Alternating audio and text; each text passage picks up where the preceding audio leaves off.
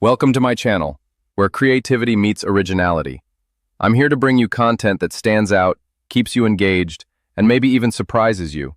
If that sounds like your vibe, go ahead and subscribe. You won't regret it. I thought I had built the kind of life other men dream about. I was wrong. Not about the life, but about the woman I built it with. My name is Robert Callahan, but everyone who knows me calls me Rob. I'm 52 years old, and for the past 18 years I ran my own civil engineering consulting firm out of Charlotte, North Carolina.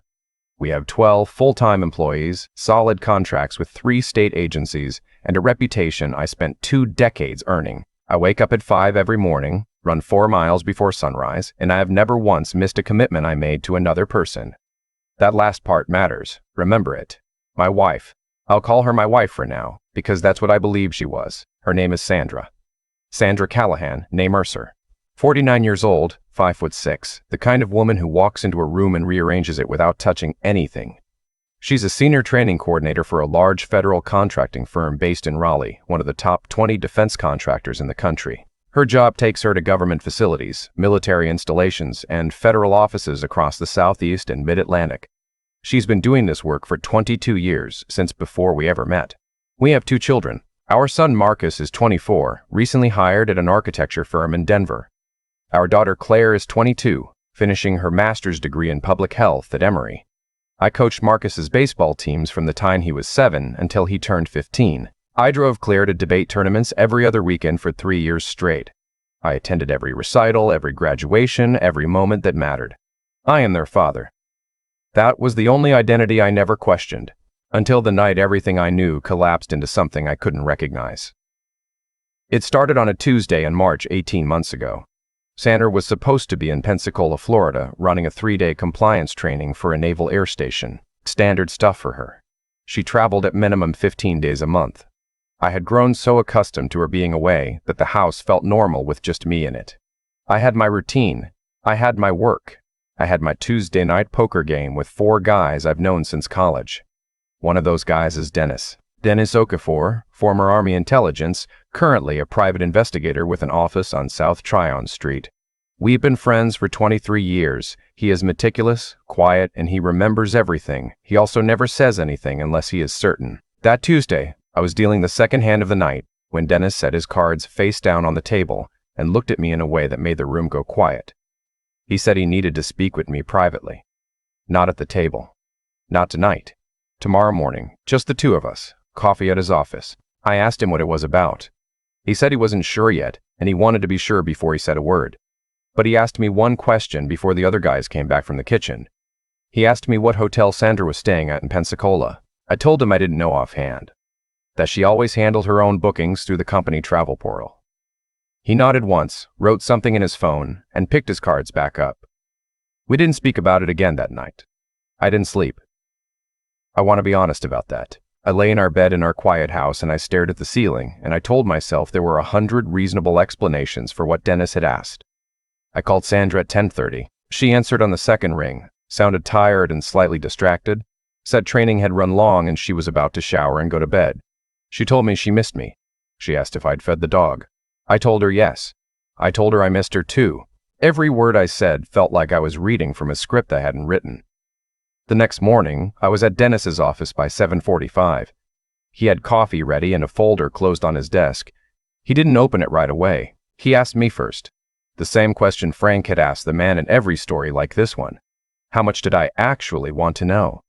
Was I prepared for the answer to be something I couldn't unknow? I told him I was an engineer.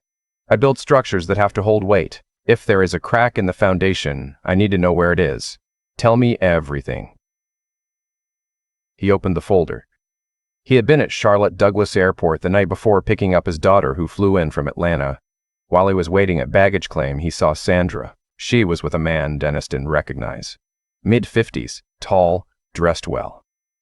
They were not standing like colleagues. They were not talking like people wrapping up a work conversation. They were standing the way people stand when they have been comfortable with each other for a very long time. Dennis watched them for 11 minutes before they walked together toward the short-term parking structure. Not to ground transportation. Not to ride-share pickup. To the parking structure. Sandra had told me she was in Pensacola. She was in Charlotte. At our airport. with a man I had never seen. I sat with that for a long time. Dennis let me sit. He's good at that. Then I asked him what he needed from me and what this was going to cost. He told me not to worry about the cost. He told me he had already started making some calls that morning. He had a contact at the contracting firm Sandra worked for, not someone with access to confidential files, but someone who could confirm general scheduling information that was semi-public internally. Within 48 hours, Dennis had Sandra's travel history for the past 14 months pulled from indirect sources, conference registrations, hotel loyalty program check-ins cross-referenced with public government training calendars, expense report summaries visible to departmental administrators. What he found was this: Sandra's actual training sessions, the ones confirmed by facility records, averaged 2 to 3 days per trip. She was consistently booking 4 to 5 days. The extra days had no official program attached to them. They were, on paper, described as preparation and debrief time. Her company apparently allowed this with senior coordinators. Nobody had ever questioned it. For 14 months at minimum, Sandra had been adding 1 to 2 days to every trip she took. 14 trips. Somewhere between 14 and 28 unaccounted days. I went home that night and I sat on the back porch with a glass of bourbon I didn't drink. The dog sat next to me the whole time. I thought about my father, who used to tell me that the moment you let anger make your decisions for you, you've already lost. I thought about that for a long time. Then I went inside, washed my face, and called Dennis back. I told him I wanted everything. Every detail, every name, every date. I told him I was going to be calm and methodical, and I was going to wait as long as it took, because I was not going to give anyone the satisfaction of watching me fall apart. Dennis said, "Good. Then we start tomorrow." Over the next 6 weeks, Dennis worked with a colleague of his in Raleigh, a woman named Patricia, who handled corporate surveillance and had worked several federal infidelity cases. They were careful and thorough and completely legal in everything they did. They did not tap phones. They did not break into any accounts. They used public records, travel databases, loyalty program metadata, and the kind of old-fashioned visual surveillance that Dennis had been doing since his Army days. The man from the airport was identified within 10 days. His name was Gary Whitfield, 54 years old, a facilities compliance director for the same federal contracting network that Sandra worked in. Not her exact company, but a sister organization that frequently collaborated on joint training programs. He was based in Richmond, Virginia. He had been married for 26 years. His wife's name was Lorraine. They had 3 adult children. Gary was not the only name that came up. This is the part that changed everything for me. This is the part where I had to stop pacing the living room and sit very still. Patricia's surveillance over 3 separate trips, one to Norfolk, one to Atlanta, one to a facility outside Huntsville, Alabama, established a consistent pattern. Sandra was part of a rotating group, not just Gary. There were 4 of them in total, 2 men and 2 women who had been meeting during these extended travel windows for, by Patricia's best estimate, somewhere between 4 and 7 years. They were careful. They rotated pairings. They used different hotels. They'd been doing this long enough to have made it invisible. The second man was named Trevor Oakes, 51, Regional Operations Director based in Greensboro.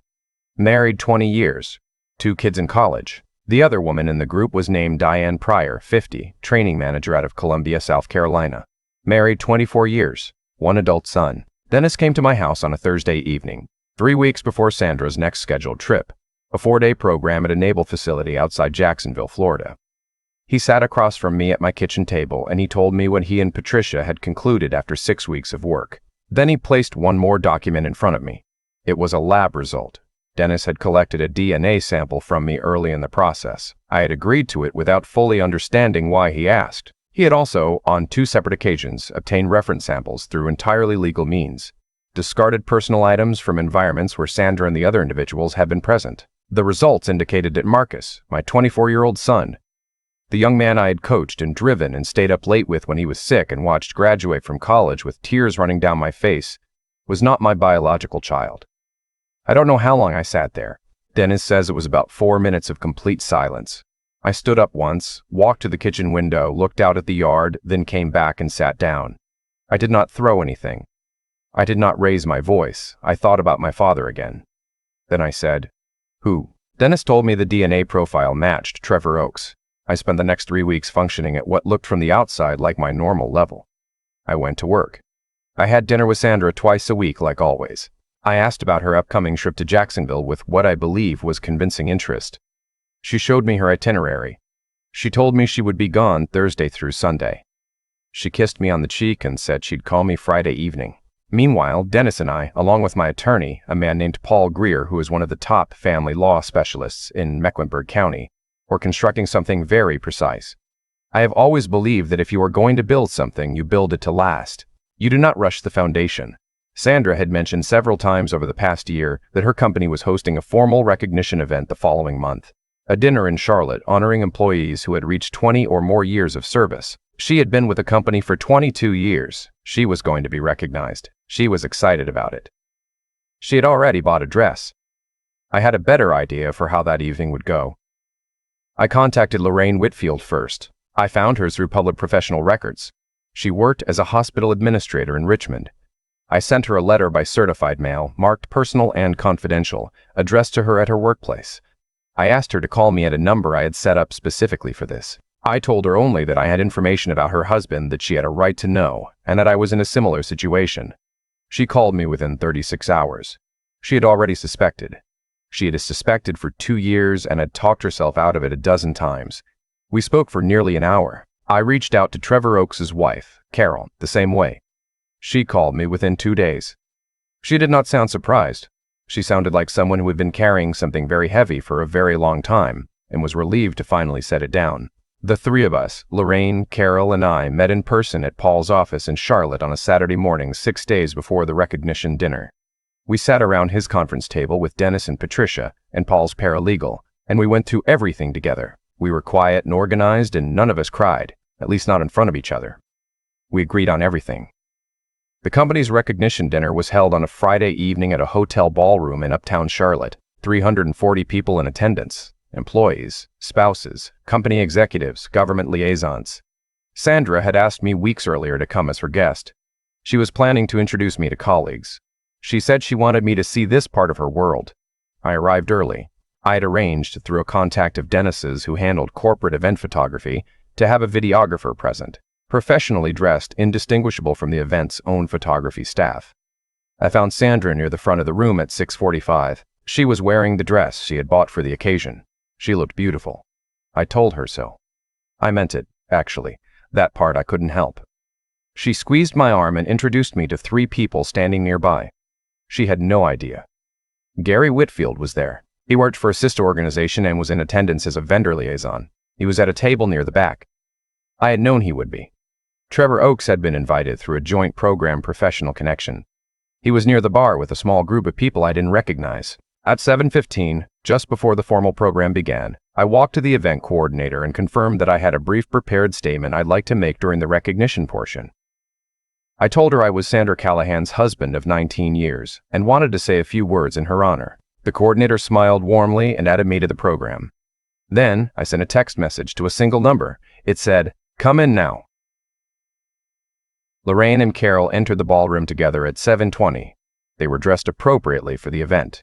Nobody questioned them. I had arranged guest credentials for both through the event's open guest policy for honored employees' families. I watched Gary Whitfield notice Lorraine from across the room.